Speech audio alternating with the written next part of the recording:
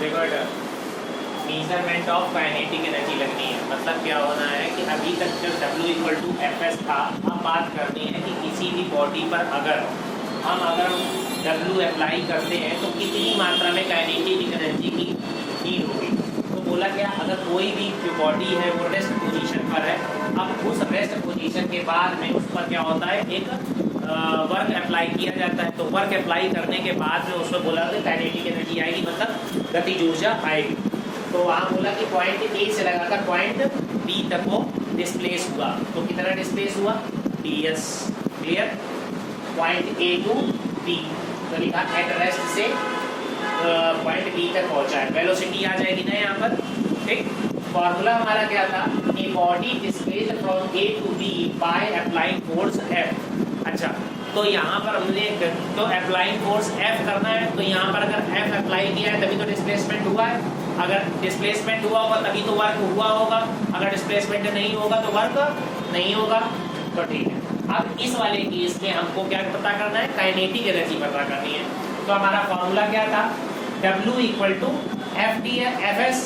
अच्छा, यहाँ पर जो है DW आएगा ना, DW क्यों आएगा, क्योंकि स्मॉल अमाउंट का वर्क पता करना है ना। बात समझ रहे हो। ए, अब जैसे मान लो पूरा पाथ था यहाँ से लगाकर यहाँ तक, क्या ए से बी तक, अरे तो यहाँ से लगाकर यहाँ पर भी तो पहुँचा होगा, यहाँ पर भी पहुँचा होगा, यहाँ पर फिर ऐसे ऐसे होते बी तक पहुँचा होगा। ठीक, तो बात कर रहे हैं तो ऐसे बहुत पूरा कंटिन्यूसली जब काइनेटिक एनर्जी लगती चली जाएगी तभी वहाँ तक पहुँचेगा।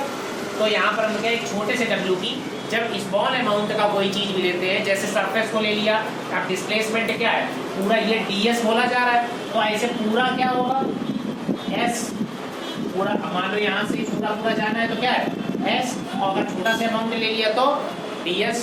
ठीक है, तो यहाँ का फॉर्मूला हमारा क्या बना, W equal to F into S. तो F क्या है, फोर्स कांस्टेंट है, तो DW मतलब किया गया कार्य equal to F into ds। ds का मतलब क्या हो गया, डिस्प्लेसमेंट। फॉर्मूला क्या है, अच्छा क्योंकि सेम डायरेक्शन में है, कौन सा वर्क हो जाएगा, पॉजिटिव हुआ, और पॉजिटिव में कौन सा एंगल होता है, 0 होता है भाई। सेम डायरेक्शन पर F और S ये दोनों एक ही डायरेक्शन पर हो जाएंगे। हाँ, तो इन पर एंगल कौन सा बनेगा, 0।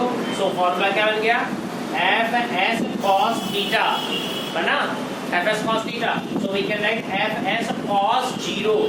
क्लियर, ठीक है, फॉर्मूला हमारा बना Fs cos थीटा।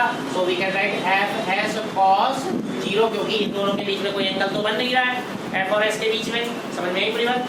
तो यहाँ पर लिखा, अच्छा cos 0 की वैल्यू कितनी होती है, 1। ठीक, तो यहाँ पर कितना हो गया, अब जब 1 इसके साथ में मल्टीप्लाई होगा तो क्या होगा, कुछ नहीं होगा, FDS होगा। हाँ, होगा कि नहीं। According to the Newton second law of motion, Newton का सेकंड लॉ क्या बोलता है, न्यूटन का सेकंड लॉ क्या है, F इक्वल टू ma। ठीक है, ये न्यूटन का सेकंड लॉ बोल रहा है। तो वेयर ए क्या है, यहाँ पर एक्सेलरेशन होता है, और acceleration produced on applying the force, and m is the mass of the body. तो m क्या है, यहाँ पर मास ऑफ द बॉडी है, और a क्या है, एक्सेलरेशन मतलब त्वरण है। ठीक है, तो द्रव्यमान और त्वरण का मल्टीप्लिकेशन क्या होता है, फोर्स होता है। ये न्यूटन का सेकंड लॉ बोलता है। अच्छा, अब इस फॉर्मूले को इस वाले में पुटअप कर दो। ठीक, so we can write dW equal to F की जगह पर क्या रख दिया, ma ds।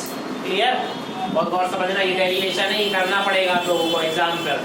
ठीक है, तो और इसी से न्यूमेरिकल क्वेश्चन बनेगा। तो F की जगह पर ma ds। अच्छा, तो ma a इक्वल टू क्या होता है, change in velocity upon time ना होता है। a इक्वल टू फॉर्मूला क्या होता है, a equal to change in velocity upon time. मतलब हम लोग लिखा, क्या लिखा, हाँ, a इक्वल टू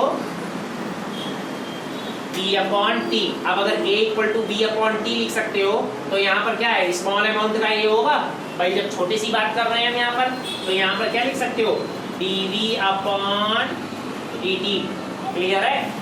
ठीक, तो ये a जो होगा, ये a इसमें चेंज हो गया, ये ds देखो ऐसे ही रखा हुआ है, ये मैंने फॉर्मूला यहाँ पर लिख दिया।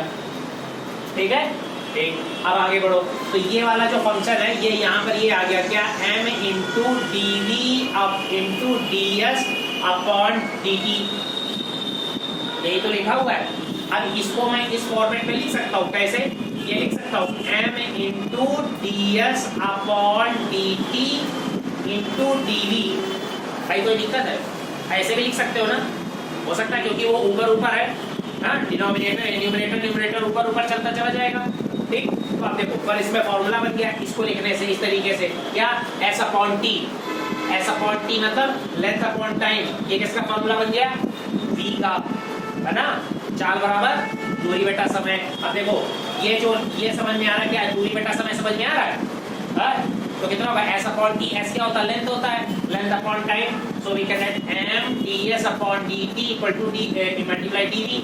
तो अब ये जो है ds अपॉन dv ये किसमें चेंज हो गया? क्लियर है? v upon t। अब देखो यहीं पर जो ये v होता था इसको क्या लिख सकते हो? इसको क्या लिखते थे? l अपॉन t ना डायमेंशन किया था ना, डायमेंशन में किया था। तो कितना है? v equal to l upon t, तो यही है l अपॉन t। तो इसको ds अपॉन dt को हम लोग क्या लिख सकते हैं? v, ठीक है। और ये dv वैसे ही लिखा हुआ है dv, ठीक। अब यहाँ पर देखो कितना बन गया? तो ये देखो फॉर्मूला लिख दिया ds upon dt equal to v। अब देखिए MPDV है, क्वेश्चन रख के आया, मतलब तो total work done on the body in the order of increasing its velocity from 0 to v। अब क्या होगा? यहाँ पर तो रेस्ट पर रखी हुई थी, हाँ, जैसे ही इसमें जो है काइनेटिक एनर्जी मतलब फोर्स अप्लाई होगा तो वो 0 से मतलब रेस्ट पोजीशन से कैसा होगा? वेलोसिटी बढ़ती हुई चली जाएगी। तो उसने कहा क्या W इक्वल टू 0 से कहाँ तक चलना है? अभी इंटीग्रेशन लग गया जैसे कल वाला पढ़ाया था, ठीक है। तो 0 से v, अब v पता नहीं है वेलोसिटी कितनी कर दी गई, तो कॉमन सी बात है कि जितनी ज्यादा काइनेटिक एनर्जी आप अप्लाई करते चले जाओगे उतनी वेलोसिटी बढ़ती चली जाएगी। बात समझ में आया? काइनेटिक एनर्जी आप कम कर दोगे तो वेलोसिटी डिक्रीज हो जाएगी, क्लियर। सो 0 से v तक, ठीक। अब देखो m v dv, तो m तो चेंज होना नहीं है, चाहे उसमें कितने भी धक्के मारते चले जाओ, पुश करते चले जाओ, m तो चेंज होना नहीं, तो m को बाहर रख दो। जिसको इंटीग्रेशन नहीं करना होता है, जिसका मान, ये माइंड में रखो, जिसकी वैल्यू चेंज नहीं हो रही होती है उसको इंटीग्रेशन में नहीं लिखते। मेरी बात समझे? कल मैंने ये समझाया था कि नेल्स बढ़ रहे हैं, तो अगर नेल्स बढ़ रहे हैं तो अगर एक दिन में इतना, मतलब अगर 1 वीक में इतना बढ़ के आते हैं तो एक दिन में भी तो बड़े होंगे, 1 मिनट में भी बड़े होंगे, 1 सेकंड में भी बड़े होंगे। बात समझ रहे? पर जिसकी वैल्यू चेंज नहीं होती उसको इंटीग्रेशन में नहीं रखते, ठीक है। ओपन करो बेटा।